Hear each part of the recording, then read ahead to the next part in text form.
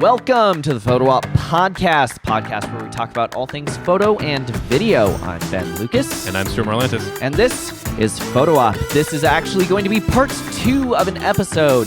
So if you want to see part 1, we talk about how you find a wedding photographer, or if you are a photographer, how you can kind of position yourself so that clients want you.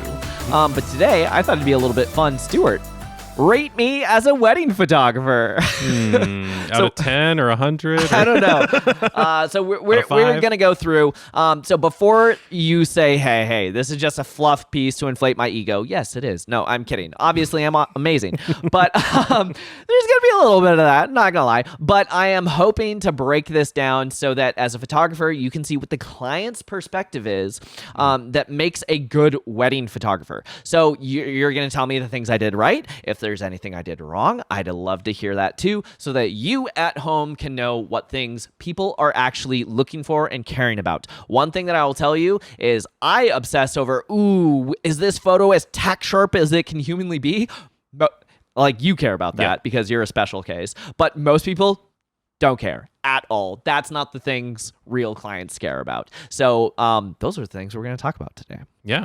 So first question, what was the most important thing that you wanted from wedding photos? So this sounds really weird and awkward, but both myself and my now wife really don't like being photographed. You don't. We really don't.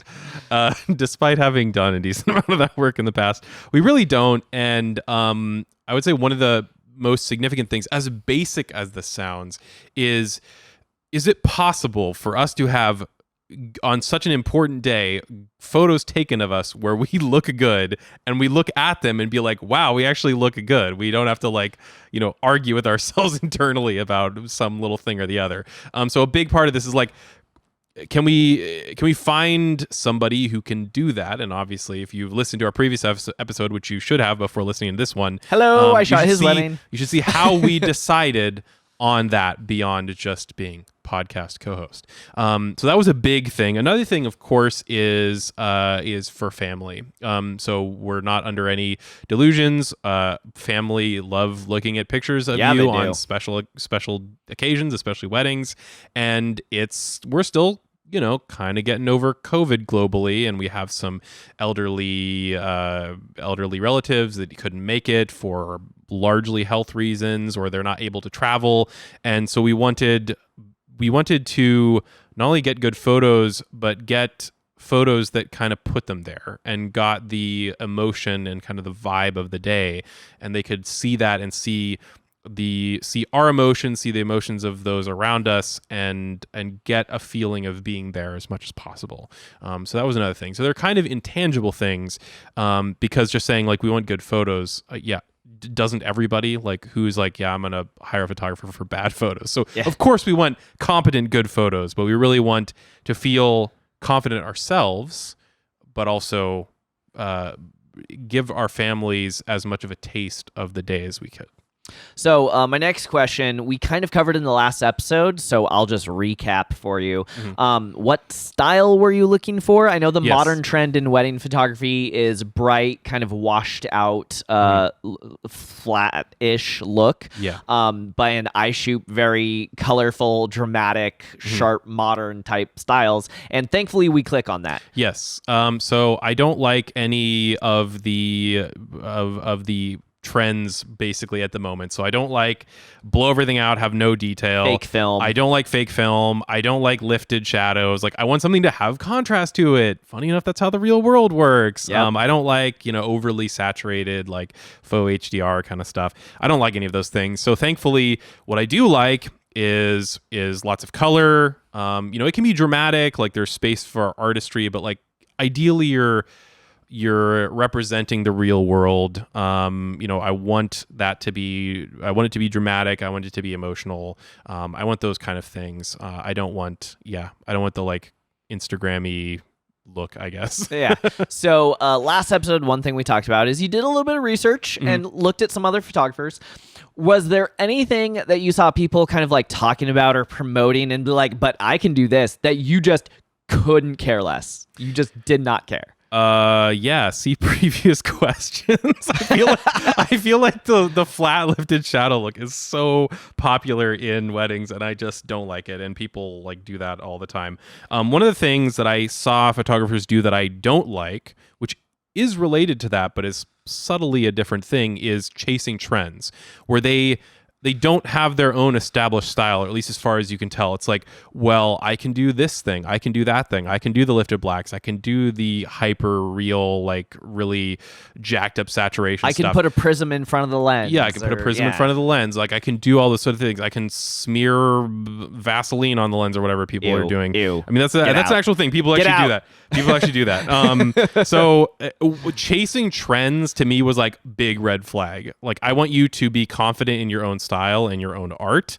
And if you're not, and you're just doing whatever anybody tells you, often probably poorly, that is something that I don't like to see. Like there seems like there's a lot of photographers out there that are like, you like that Instagram look, I can do that. Like, sure. Okay, great, but I'm paying you potentially a tremendous amount of money. What do you do? Like, what are you earning? What style have you developed? Like, what do you bring to the table? Yeah, what do you bring to the table? What's your artistic vision? To me, that's what's actually worth the money, and not just doing what I tell you. I expect good photos, but I also expect a service of you coaching and talking to me and being like, hey, this is what I do that I think is really good. Here's how we can do great things together, so to speak, and not just having me dictate whatever I want to you and you kind of half-assedly putting that together. No, that's corporate clients. They dictate, and I'm the monkey who moves the mouse and does what they want. Yeah. But when it comes to weddings, I'm an artist. Like, let me do my thing. Yeah. Okay, so all of my collections come with an engagement session. So I more or less kind of force you to have an engagement session because it was included. I know you already said that at Lens Point. You already said that you're not a huge fan of being photographed, and there's this additional thing. Yes. What were you expecting when it came to the engagement session? How did you feel before? And then tell me, how did you feel about it after? So I understand what engagement sessions are largely about, which is somewhat mechanical. Like, let's get you in front of a camera and let's like take some photos, do a save the date, whatever. Like, obviously you could have a photo that you can put on save the dates and whatever, but really like get you comfortable being photographed. So I knew that was the case, but which is a good thing, to be fair. Like, I'm saying that kind of negatively, but you want that. Both my wife and I not really comfortable being photographed, which makes me a hypocrite probably, but that's just how we are, and we had to get over that to some degree so that we could perform well on the day. And it was that, to be fair. So good, mission accomplished. But also, I was kind of surprised that like anything good came out of it. Not like I was doubting your abilities, but I was sort of like, yeah, we're gonna go through the motions, but like, is anything really gonna come out of this like beyond the practice? Yeah. Like, to me, it felt like when I was in high school, I was one of those drama kids, actually in college as well. Dress rehearsal. Yeah, it felt like a dress rehearsal. It's like, okay, so cool, like 2 people saw that, but really it's just for the actors to go through the motions, say the lines, and be like, all right, good, we got this. But we had actual good photos that came out of it, which was very exciting. And we liked one of we liked many of them, but we liked one of them so much that we had a big print made that is now like one of the first things you see when you walk into our house, which is really exciting. Like, for something like that, of that prominence and importance, and something that we both like so much, to come out of an engagement session, which is otherwise more of a mechanical process, I think is really cool. So I was excited about that. I had basically no expectations. Again, I didn't look at it negatively as it's sounding, but I had very little to no expectations of like, we got to do this, we got to get more comfortable with this, but I didn't really expect anything ultimately to come out of it beyond that, and something did, which is awesome. That is awesome. So I also think it was great that my wife got to like laugh at herself a little bit more and laugh at me. I went a little bit too hard with this, but I tried I tried to be more embarrassing than she felt, so that she would be less focused on her own embarrassment. And I went too far with that, to be fair. But I thought that was good. I think that you only look like a goober in like half of them. Yeah. I mean, we got a print out of it. It's all successful. But I think that was good. That both you being really like calm and helpful and supportive, and like, even if you're feeling awkward, even if it's something didn't land, like, no worries, we can keep going. Like that kind of calm presence, I think helped underlined me distracting by being ridiculous, and it made for something that's like, okay, we can do this. Like, we can be comfortable. I want to put a marker right here in the video. My wife, if you're listening to this episode, first time ever I've been called a calming presence. Fair. Yeah. So that was my perspective on the engagement session. Is all those things, like the mechanical things, all worked really well. We got something really cool out of it that we like. That currently is the biggest print in our house. I think it's a pretty big print, so we're into it. You don't have a lot of art up yet. You're still working on renovations and decorations. So you'll get there. You'll get there. Yeah. Okay. So of course, one of the things for the engagement session that I always tell people, you're getting the save the dates. You're getting a variety of stuff. Like, we go to a different location than your actual wedding day, et cetera, et cetera. But I want you to be comfortable, because you are stiff and awkward and embarrassed and don't know what to do in front of a camera. And I want to get all of that out before you're in your suit and a dress. And so and to be fair, although we were in a different location, it was like the same thing. They were both waterfront, right next to it. It was literally down the coast. Yeah, they were both waterfront. That's true. But I'm hoping that you felt comfortable minute one on the wedding day, because you already got all that awkwardness out, more or less. More or less. Yeah. Okay, so let me ask you this: what things were you expecting for the wedding day? And I'll also throw in, what fears did you have about the wedding day?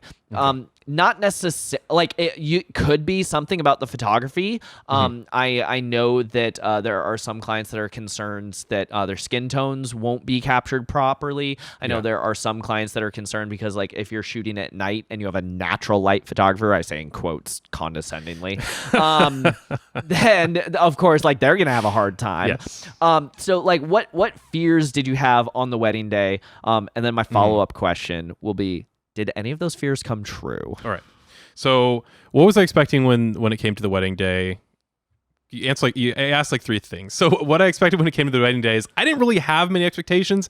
I hadn't done this before. I don't have any intentions of doing this again. So I didn't really know a lot, but like, one thing I expected right away, and we're not going to go into this super deep because it really is like one thing, was I expected to pay attention to the photography more.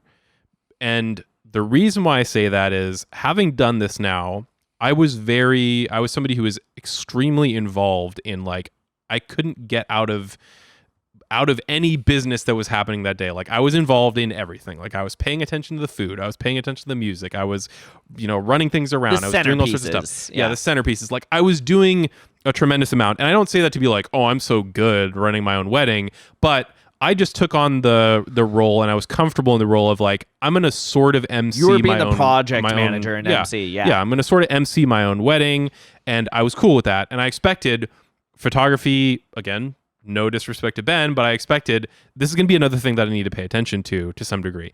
And I didn't. And that's awesome. Like, there is so much crap that you have to pay attention to at a wedding, unless you hire a wedding planner or something. Maybe you can pay your way out of it, but we didn't do that. There's so much stuff you have to pay attention to in a wedding, and I was very focused on making sure that everybody had a good time. And it was so nice for one thing to be like, he's got it.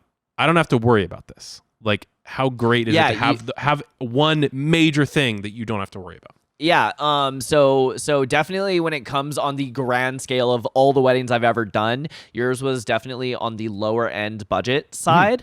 Was I the only professional vendor besides, like, catering and venue? Yeah, that was that was the three. Yeah. So one of the things that again, as a photographer, your couple is going to be thinking of, like, did he get that? Did he do that? Did he get a shot of this? And to hear you say that you did not think about it at all, of just like, yes, that's my job. That's why I'm there. I don't want you thinking about it. And that's why I bring that up, because I feel like there's probably more couples out there that are hands-on like I am, and or if they're less hands-on, they're worried about it. And how great to have a professional and trust that professional and be like, it's cool, they got it, I don't have to worry about that. That's so awesome for something that's so major, such a huge part of the day. So that's one of the things that I was expecting, and then I was pleasantly surprised then that was not required.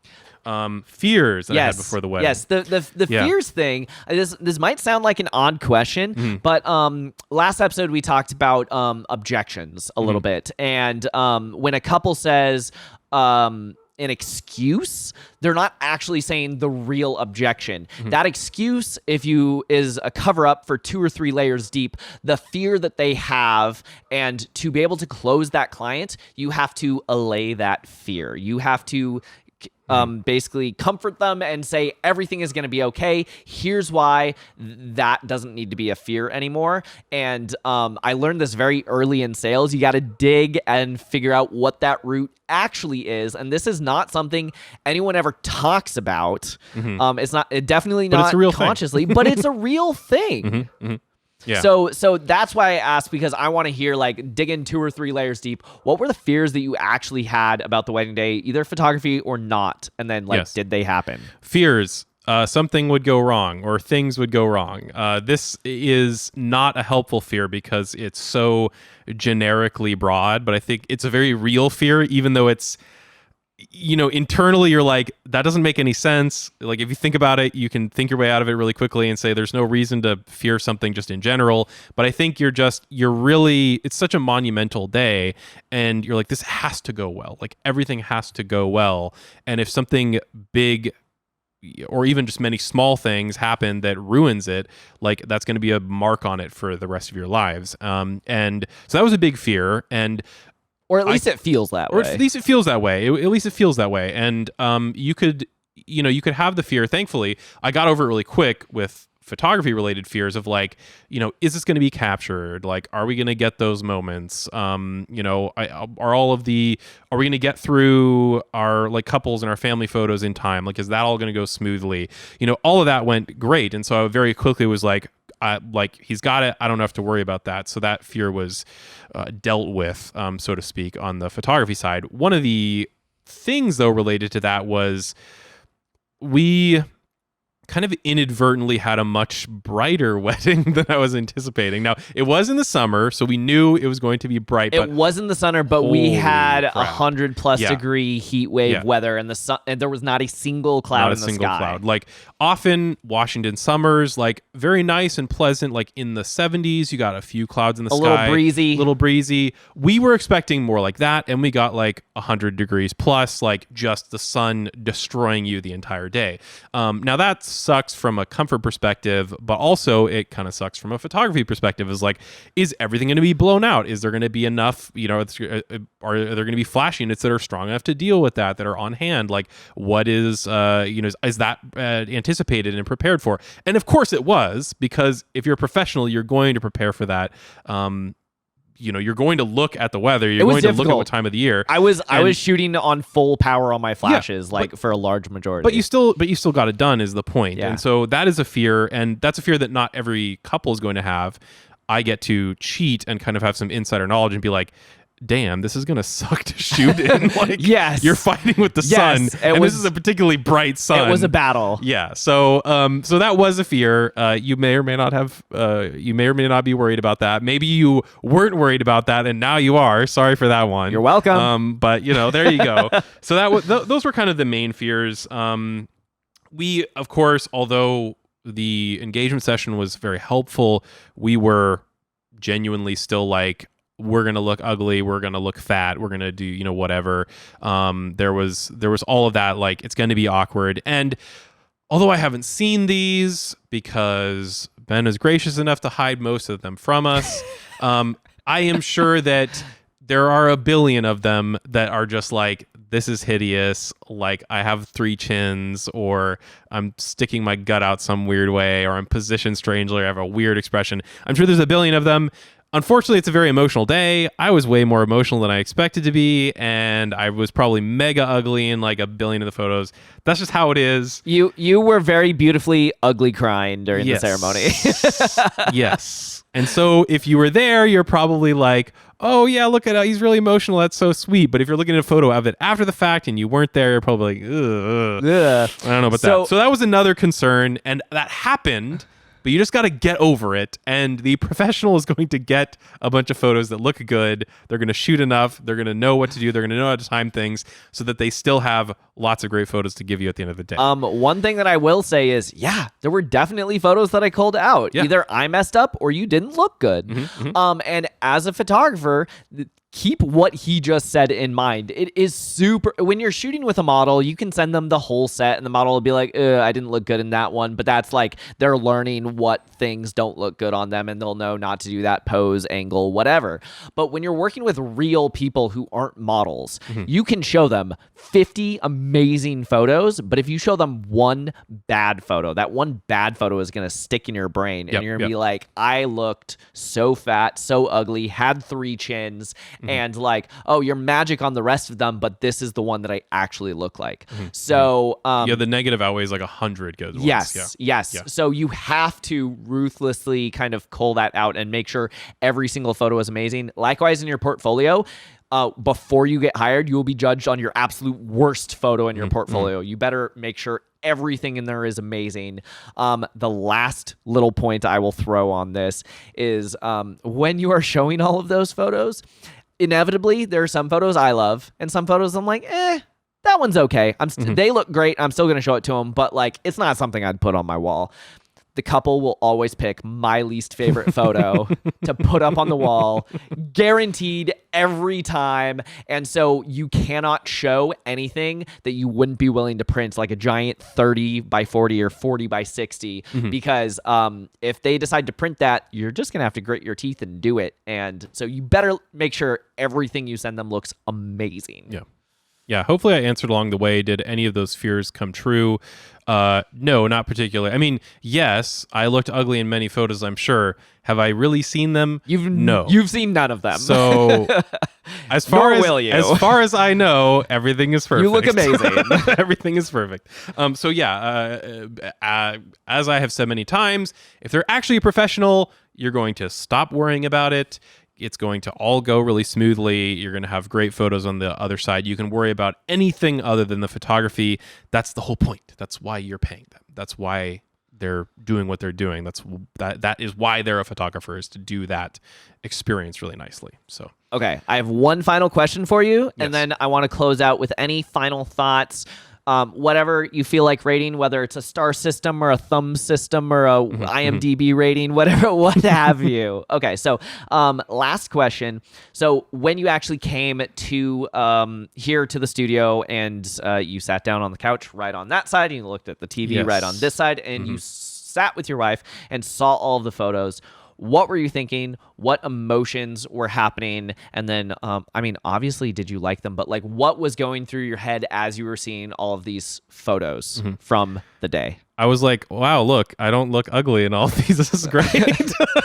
But I say that kind of joking, but for real, it is so awesome to come out the other side and be like, oh yeah, the couples like sessions were kind of awkward, and like the family sessions were kind of awkward, and I felt kind of weird, and we had to do these little poses, and my wife and I are affectionate with each other, of course, but when it's forced, when you're like, oh, bump noses or touch, foreheads or whatever, like when you're doing it and it's coached, it feels weird. It does feel weird. And to be fair, I would have said to be fair a million times in this episode. To be fair, Ben did his best to make it as natural as possible.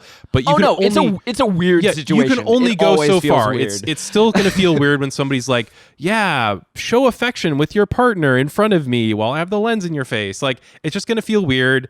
And you're going to think, how could this possibly turn out well? Like, how is this going to look good? We're standing in front of a chain link fence, sweating buckets. Yep. What can you possibly capture? And then you sit down and you look at them and you're like, wow, that actually does look really good. Great. I don't need to know about the 20 other ones that look terrible, but that one looks really good. And so that was something that I was, that's something that I was thinking right away is like, I dislike so much how I appear in photos. And it was nice to be like, wow, look, photo after photo after photo. But we both look really good. I mean, I always think my wife looks good, but she would disagree. But how to see both myself and to see us as a couple and to see her and just like banger after banger after banger was awesome. I have never had that experience before. Like anytime photos are taken of me, I'm like, that was terrible. That all of these are terrible. And it was amazing to have the other side. Like all these are good. What? How did that happen? Surprise question. I know I said that was the last one. Were there any photos that either you didn't remember the thing happening or you didn't know that I took a photo of that or you didn't, or like, you're like, oh, you were there? Like I didn't notice you because oftentimes on the wedding day, couple kind of gets in their bubble and I can be 10 feet away and they forget I'm there. Yeah. I mean, I'm not going to like try to attempt to describe these necessarily, but there are one of the great things about not having to pay attention to this is you're surprised at the end with like all this stuff that's happening, during and around the ceremony, like when you're doing speeches, when, people start dancing and stuff and you're not paying attention to the photographer at that point and you see the photos at the end of the day and you're like, wow, that's really cool. Like, I didn't know you were taking that. I didn't know you were there. I didn't know you were doing this. That sort of thing I think is like the spice on the top of all of the rest of the more structured photos to me. So there's lots. I would say that there were lots of photos like that.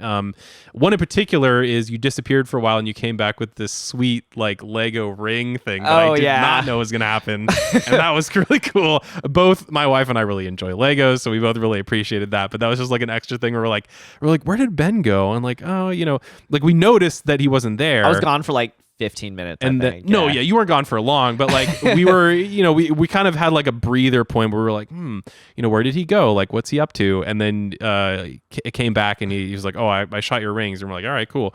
And then we sit down later and see this really cool Lego scene with the rings being held. That was really neat. So I, although that is not of the couple, I feel like I would encourage photographers, like, can you do some fun, like extra thing? It's always fun.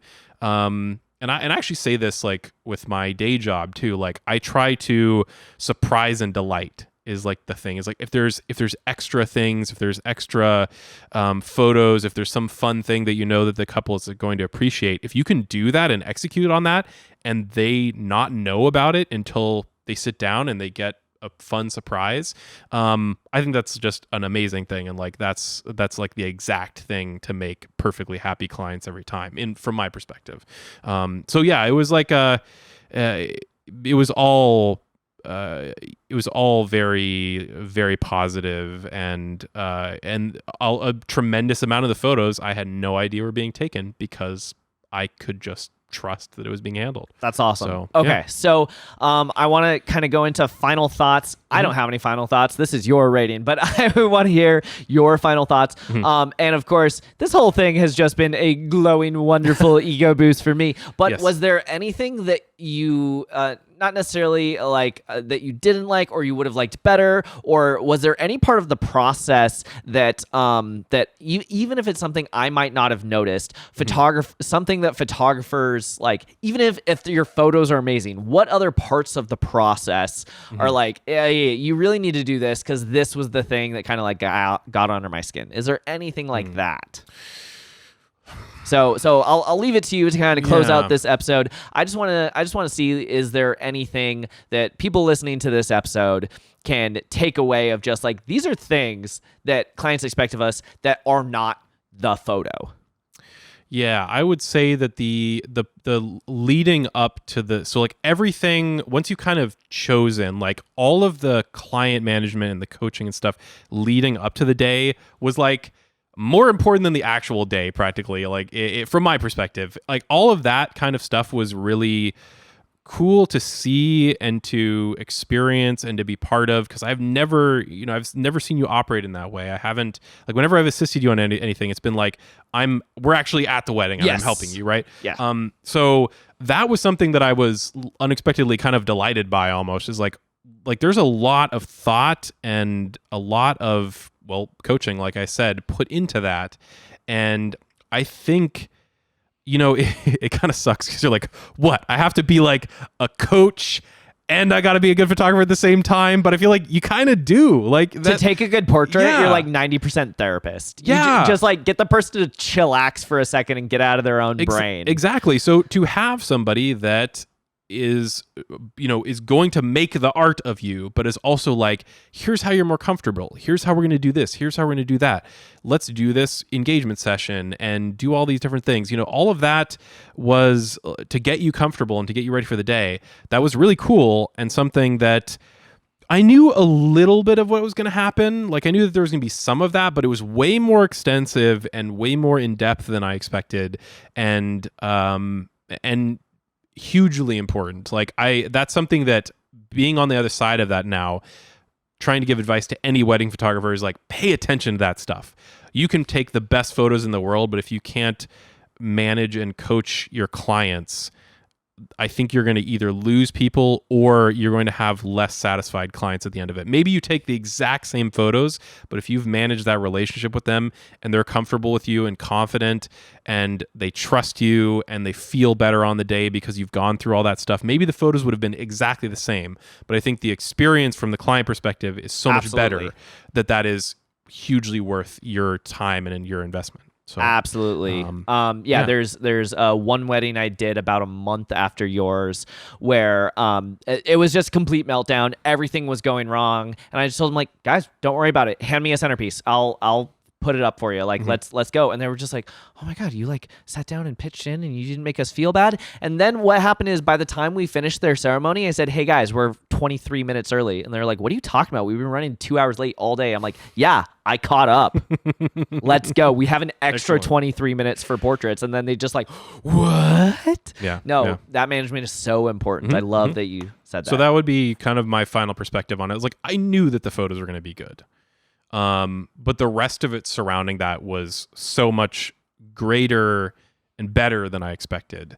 That is something that I, like, that's key now, in my opinion. Like, I never would have thought that at the beginning, but now it's like, you must do that if you want to be successful, in my opinion. That's awesome. All right, final rating. What do I get? Drum roll. Do I have to do the gladiator thing? 2 thumbs up for sure. Like, I don't know, 5 stars.